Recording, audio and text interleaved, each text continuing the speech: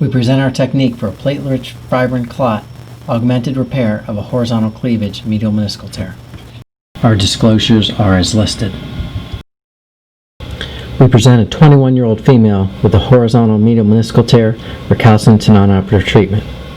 She is relatively young, has adequate tissue quality, no significant chondrosis, and has a perimeniscal cyst. The anteromedial portal is established by passing a spinal needle at a trajectory to touch the posterior horn of the medial meniscus. The portal is enlarged with an 11-blade scalpel. While the blood sample is being processed, the meniscus tear can be prepared.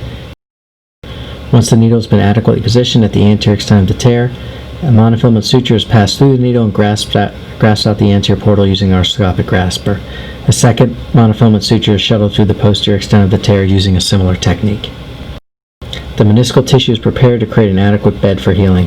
A meniscal rasp is used to debride the degenerative tissue often found within the tear and should proceed until bleeding is encountered within the base of the lesion. Once the blood is obtained from the patient, it is placed in the counterbalanced centrifuge and spun for 8 minutes to create a separated blood sample.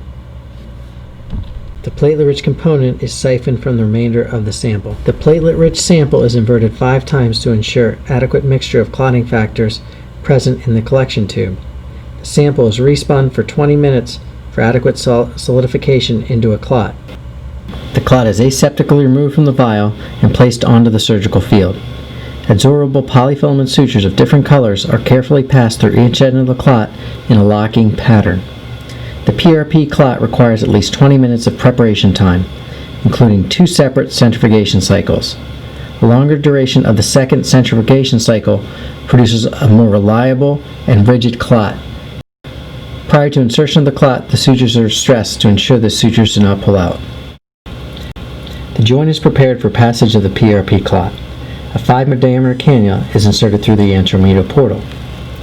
Each of the monofilament suture tails are secured to one of the suture pairs passed through each end of the clot.